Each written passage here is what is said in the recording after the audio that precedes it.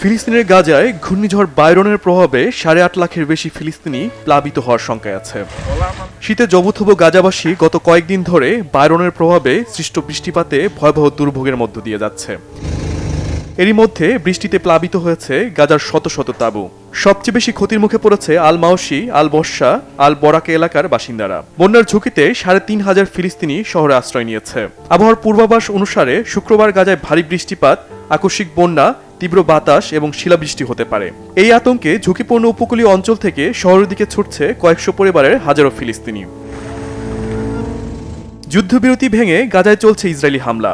এর মধ্যে বায়রনের প্রভাবে গাজায় নতুন করে ব্যাপক বিপর্যয় ডেকে আনবে শঙ্কা জাতিসংঘের। মানবিক কর্মীদের তথ্য মতে তাঁবু এবং পানীয় পয় নিষ্কাশন ব্যবস্থা মোতায়েনে সরঞ্জাম প্রবেশে ইসরায়েলের নিষেধাজ্ঞা থাকায় পরিস্থিতি আরও নাজুক। ঘূর্ণিঝড় মোকাবেলার প্রস্তুতি এ কারণে অত্যন্ত দুর্বল। তারা আন্তর্জাতিক সম্প্রদায়ের কাছে সাহায্যের পাশাপাশি ত্রাণ প্রবেশে নেতানিয়াহু সরকারের ওপর চাপ সৃষ্টির আহ্বান জানিয়েছে।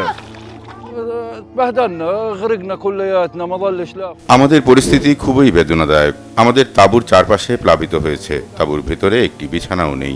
পরিস্থিতি বর্ণনা করার মতো না। এই পানির সাথে যুদ্ধ করা ব্যতীত আমাদের কিছুই করার নেই। পানিতে তাঁবুগুলো ভেসে যাচ্ছে, আমাদের নিচে বিছানা করে ঘুমোতে হয়। সব ভিজে গেছে। আমরা বিশ্ববাসীকে বলবো, আমাদের দেখেন, সাহায্যের হাত বাড়িয়ে দিন। এই পরিস্থিতি নিয়ন্ত্রণ করার মতো ক্ষমতা আমাদের নেই। রাফা শহরের ফিলিস্তিনিরা বৃষ্টির কারণে প্লাবিত হয়েছে এবং অনেকে আটকা পড়েছে। ফিলিস্তিনি সিভিল ডিফেন্স আটকে পড়াদের উদ্ধারে এগিয়ে এসেছে। উদ্ধারকারী সংস্থাটি বলছে, সীমিত সম্পদ এবং প্রয়োজনীয় সরঞ্জামের অভাব থাকা সত্ত্বেও তারা নিরলসভাবে কাজ করছে। যেভাবে বৃষ্টিপাত হচ্ছে সব ডুবে যাবে।